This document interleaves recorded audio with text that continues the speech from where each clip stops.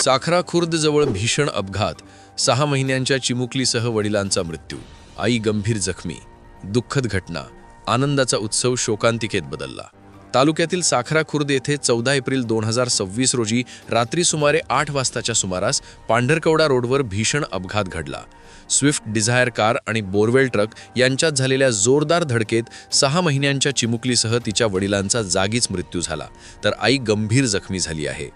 सविस्तर वृत्त असे की भीम जयंती निमित्त आदिलाबाद येथील साई किरण गोडगुल्ला हे आपल्या कुटुंबासह साखरा येथे पाहुणे आले होते. कार्यक्रम आटोपल्यानंतर ते रात्री परतीच्या प्रवासाला निघाले. दरम्यान गावालगतच्या आश्रमशाळेजवळील वळणावर त्यांच्या स्विफ्ट डिझायर या कारचा ताबा सुटल्याने समोरून येणाऱ्या बोरवेल ट्रकला जोरदार धडक बसली. या भीषण धडकेत 6 महिन्यांची हंशिका गोडगुल्ला आणि तिचे वडील साई किरण गोडगुल्ला वय अंदाजे 30 वर्षे यांचा घटनास्थळीच मृत्यू झाला, तर आई अनुष्का साई गोडगुल्ला वय अंदाजे 25 वर्षे गंभीर जखमी झाली आहे.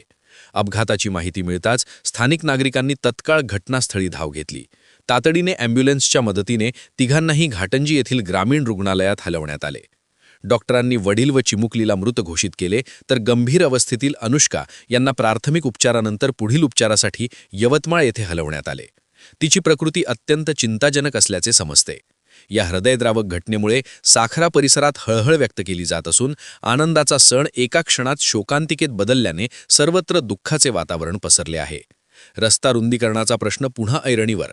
साखरा परिसरात वारंवार होणाऱ्या अपघातांमुळे नागरिकांमध्ये भीतीचे वातावरण निर्माण झाले आहे.